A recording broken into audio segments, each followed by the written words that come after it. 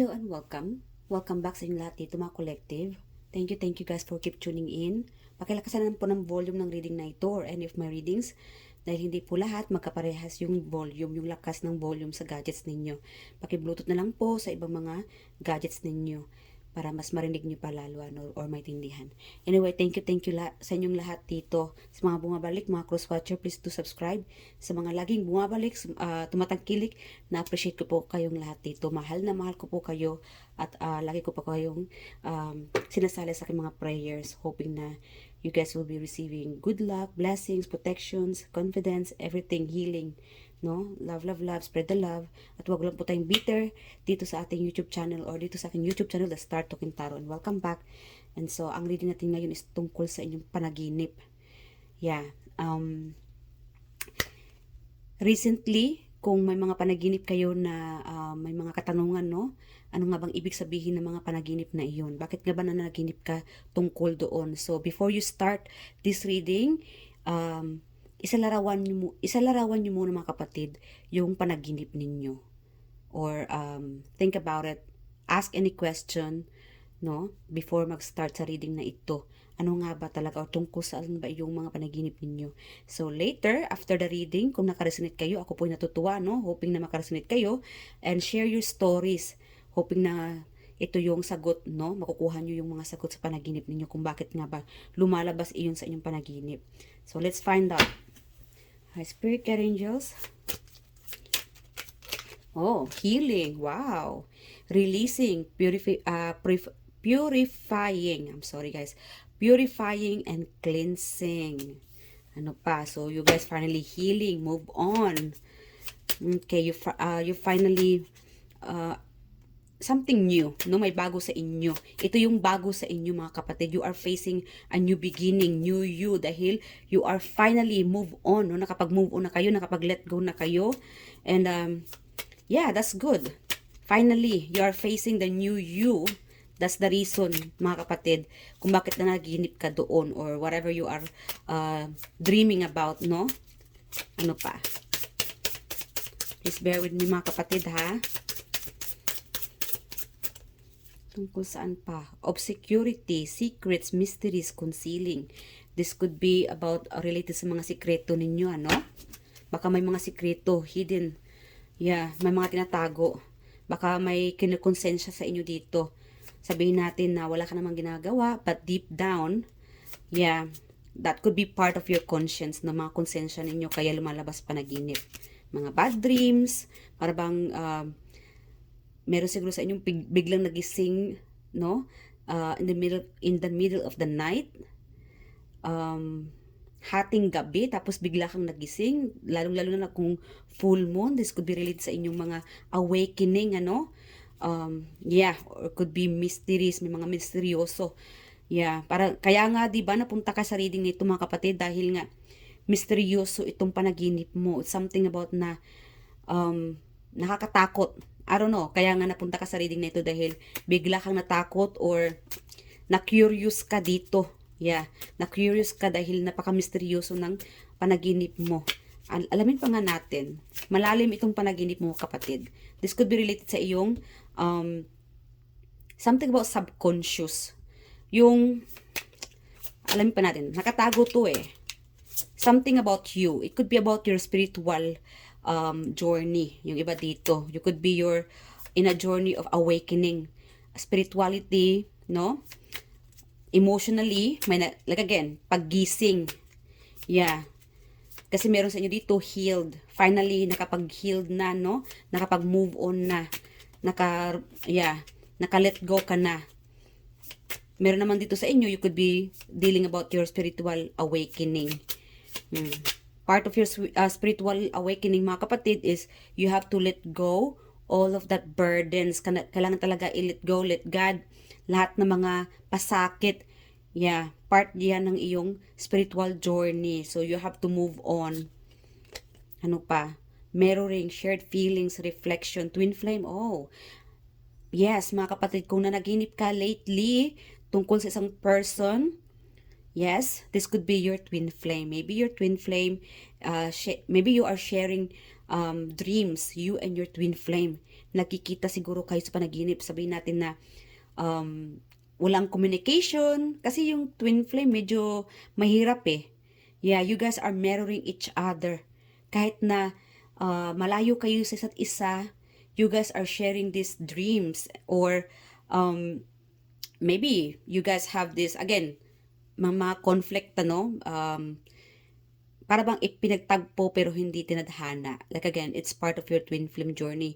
Dapat parehas kayo. May mga run, no? May mga runner, may mga chaser. Again guys, sa mga hindi alam sa mga twin flame, please paki-google nyo na lang, no? Para hindi ko na lahat explain pa dito. Mahaba kasi yung storya ng twin flame. So again, both of you might need to heal. It could be you finally moved on and you, your person, moving on. Kasi meron dito nakikita kayo sa panaginip. Yes, that could be the sign. If it's about a love reading, or yes, you could be thinking about your person. Sabihin natin, hindi mo naman siya mahal, wala ka ng feelings. Again, maybe you are finally moved on kasi meron tong chasing, no? May mga chaser, meron naman ditong naghahabol. Kung ikaw nakapag-move on na, itong person mo naman is like worrying na hindi ka na siguro nag-iisip sa kanya, or hindi ka na siguro interesado sa kanya.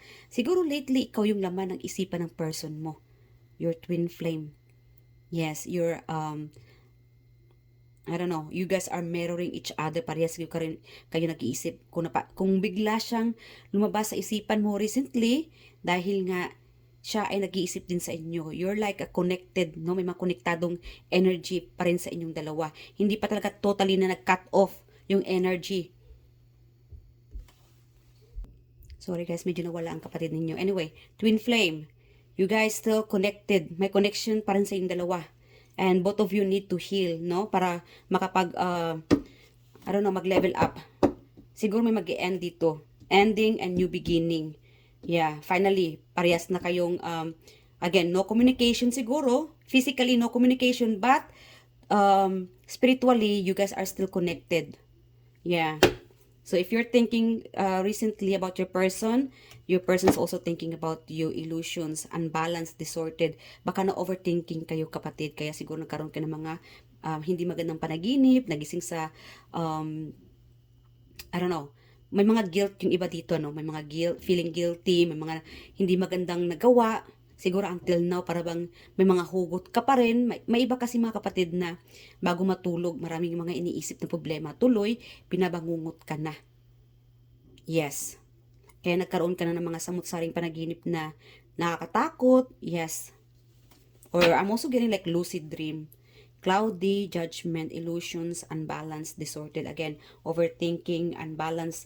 So bago kayo matulog mga kapatid, mag-prayer kayo. No? Mag-pray. Yes, mag-pray mga kapatid para hindi kayo magkaroon ng mga masasamang panaginip. Okay, ano pa? Tungkol saan pa ito? Anong ibig sabihin ng panaginip ng ating mga collective spirit angels? Okay, woman holding a coin, guys. You guys will be financially wealthy. Meron itong glow up. Beautiful. Again, bulaklak. You will be feeling like admirable. No? Part of your, it could be physically glowing up or financially. This is like a queen of cups. Could be queen of cups or queen of coins. It could be both. Mapagmahal, may malaking puso. Matulungin. Wealthy. It's like a celebrity type. Yeah, that could be part of your, sa iyong panaginip. Ang ibig sabihin doon sa panaginip ninyo mga kapatid is, you guys are glowing up. Stable.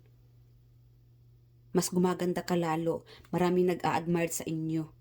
Pati twin flame, meron dito, mga exes, still connected towards you, still into you. Kasi para sa kanya, mas lalo ka yatang gumaganda. Mas lalo ka pang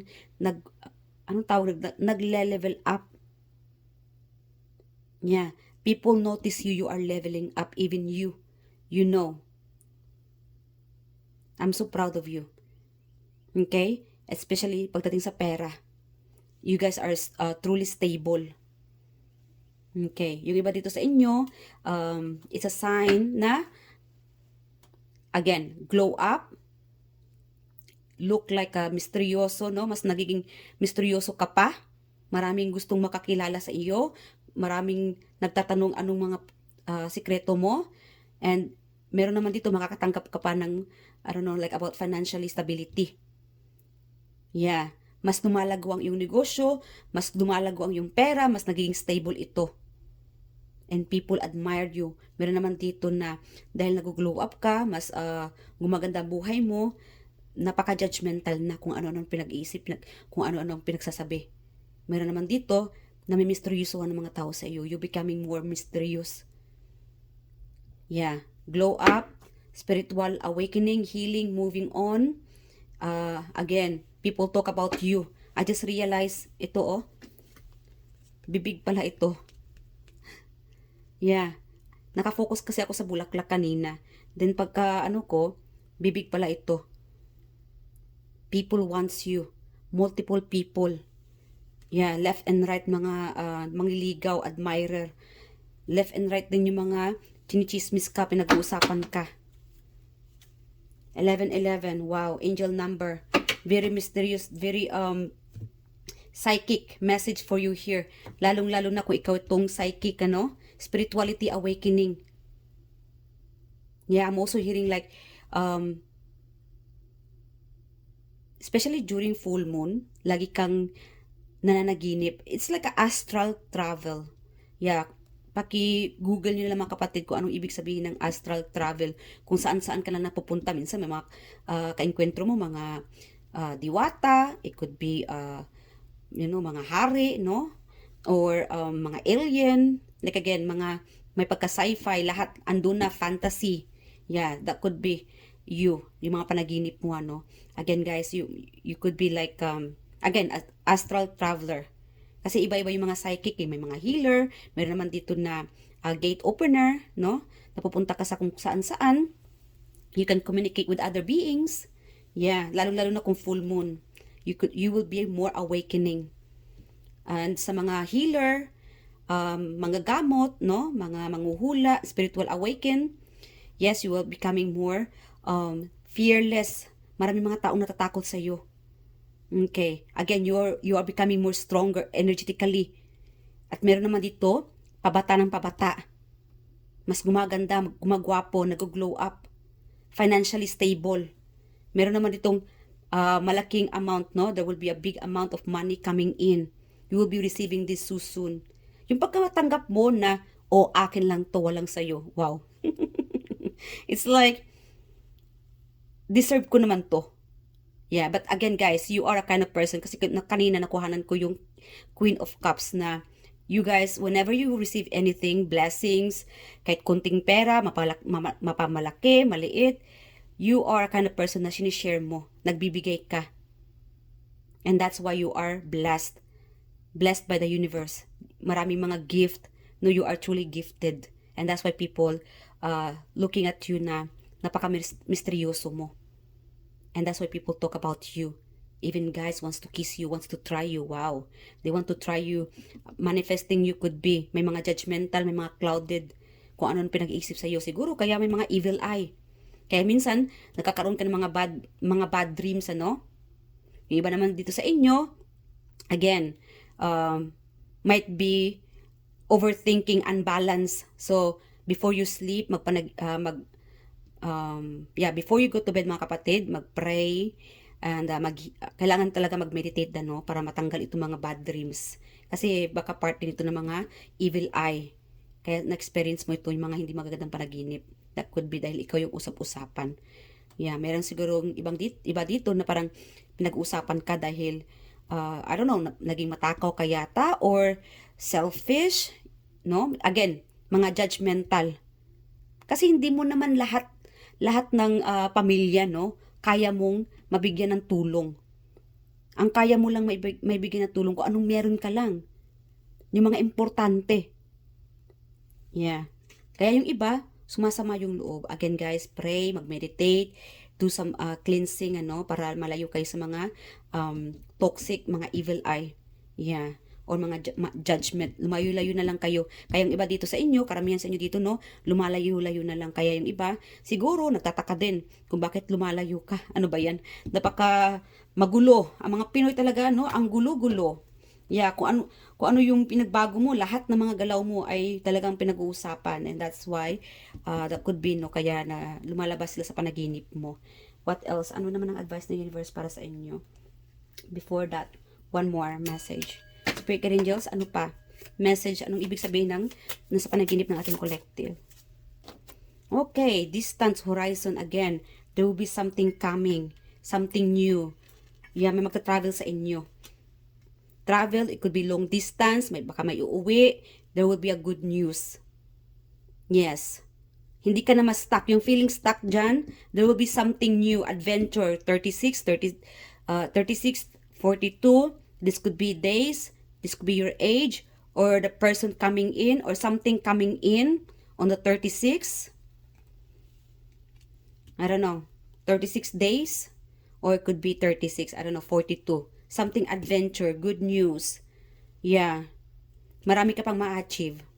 I'm also getting like, I don't know, boating. Baka may magbo-boating sa inyo or may magta-travel papuntang, I'm hearing like palasyo or parang parang Buddha.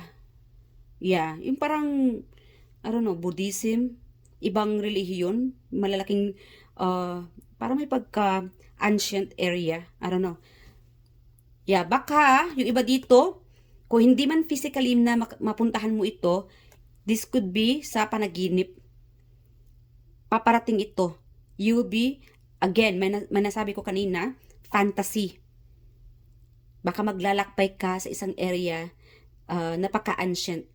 Like again, this will be like an ancient, it could be part of your past life or, I don't know, like a gate opener. I don't know. Astral travel. Wow, enjoy your dreams mga kapatid and keep it up, no? Nakakatuwang para bang minsan mas magandang pang managinip kaysa sa magising. Dahil nag-enjoy ka pa sa panaginip, wala ka pang problema, wala ka pang iisipin. Paggising mo, back to reality, work na naman, stress na naman, gito ganyan, 'di ba? So, yes, enjoy the dreams and pray and mag-sage kayo, mag-meditate. And yes or no, bago mag-end ng reading, magtanong kayo ng mga katanungan. Guys, collective reading ito ha. Wala tayong gender, wala namang zodiac sign. So again, kunin nyo lang kung sa inyo naayon, kung hindi naman para yun sa iba. Alright, Spirit Angels, yes or no sa ating mga collective. Pause nyo muna ang video na ito mga kapatid and ask any question. And the answer will be yes or no. Alright, Spirit Angels, yes or no sa ating mga collective. Wow, yes. Again, marami nag-a-admire sa iyo. Again, bulaklak. Bulaklakin ka talaga, kapatid. Nagbo-bloom ka talaga. Mas nag-i-expand pa, no? You are becoming more beautiful, charming, handsome, guwapo, maganda, stable, financially stable, mas pabata ng pabata. Again, marami ka talagang mga admirer. A lot of people look up to you. Wish coming true. Releasing dreams, happiness, cheerfulness, joy, fulfillment, positivity, optimism, satisfaction, success, abundance, prosperity, achievements, rewards, and confidence. Again, this could be related sa inyong mga rewards na matatanggap, no? Financially, beauty, yan. That could be the sign. Ito siguro part ng mga senyales kaya napanaginipan mo ito mga kapatid, ano? A reward from the universe. You are becoming more beautiful. Mas nagiging makisig ka pa, marami ka na ma-achieve, fulfillment, satisfaction, prosperity. Yes, accept nyo to and affirm nyo to mga kapatid. Good luck guys and I love you guys and thank you. Bye!